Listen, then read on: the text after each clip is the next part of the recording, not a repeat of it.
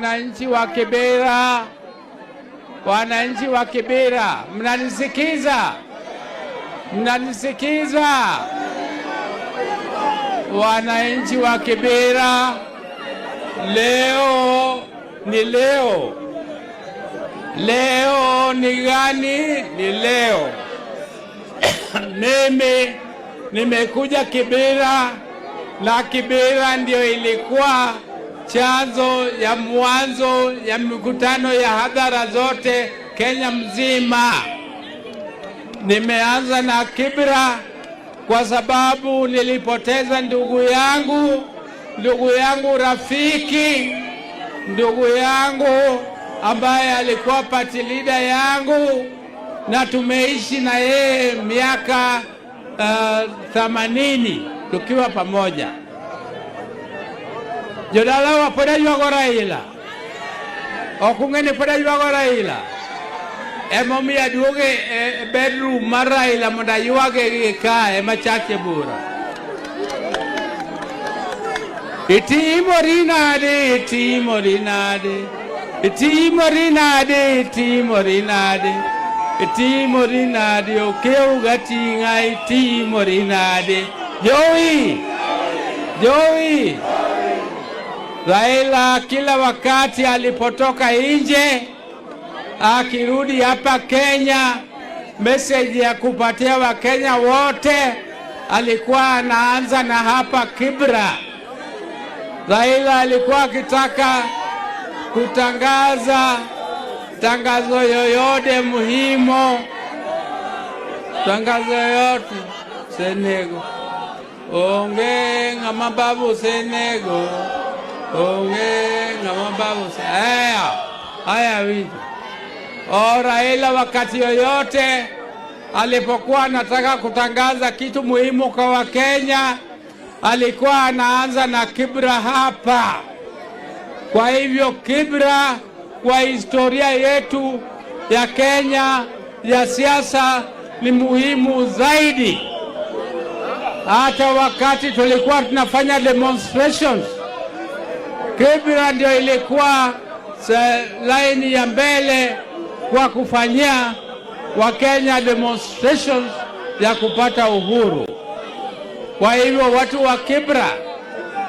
wa Kibera, mimi nilionea ya kwamba nianze mikutano yangu zote za Kenya hapa Kibera siku ya leo kwa makumbusho ya Raila, kwa sababu hii ndio ilikuwa bedroom yake.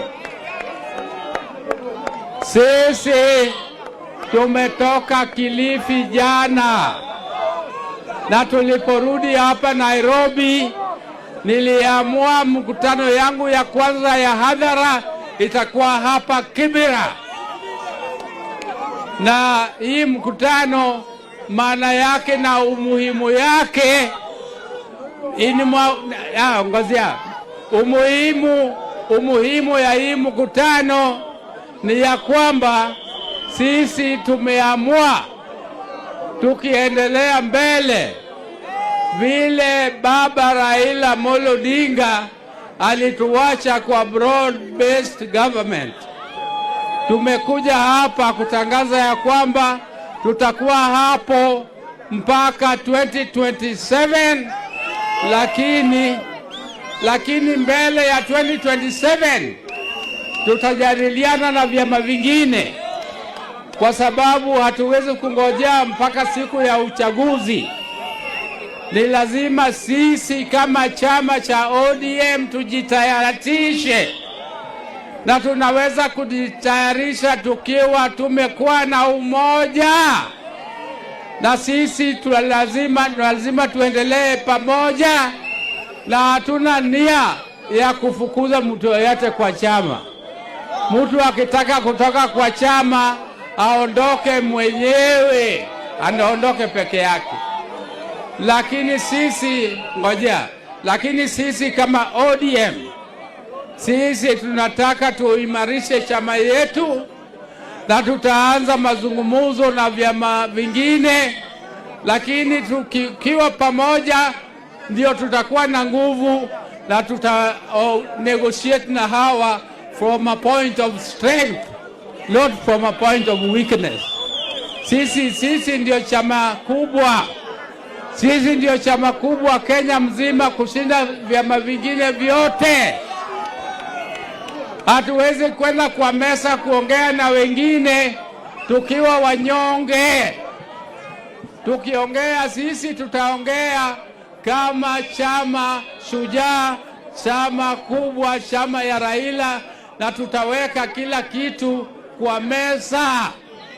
Hii serikali tulikuwa naye Raila alituweka, walikuwa wanyonge, walikuwa karibu kuanguka. Lakini tukiendelea mbele sasa tutakuwa na chama kwa serikali ambaye sisi pia tutaunda. Kwa serikali ambaye sisi pia tutakuwa na sauti zaidi. Na serikali ambaye sisi tutakuwa na haki ya kudemand haki zetu. Kwa hivyo ndugu zanguni, na wangapi wamekubali tuendelee kuimarisha chama yetu ya ODM? Wangapi wamekubali? Wainue mkono. Mbona watu wa nyuma huko hawainui mkono? Asante. Mimi leo nina furaha tele kwa sababu inaonekana watu wa Kibra wana hamu ya mkutano. Hawajakuwa na mikutano ya hadhara kwa muda mrefu. Ndio mimi naona watu wamekuwa na agility kubwa. Lakini mbele hivyo tutaendelea kuwa pamoja. Asante sana na Mungu awabariki. Mungu sasa wale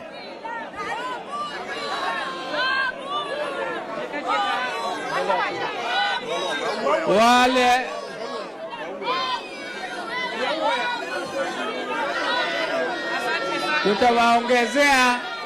Mimi nitawapatia shilingi 3,000,000 wale ambayo manyumba zao, 3,000,000 wale ambayo manyumba zao zilibomolewa leo asubuhi. Nitawapatia 3 million on top ya ile ambayo ilikuwa imetolewa. Asanteni sana.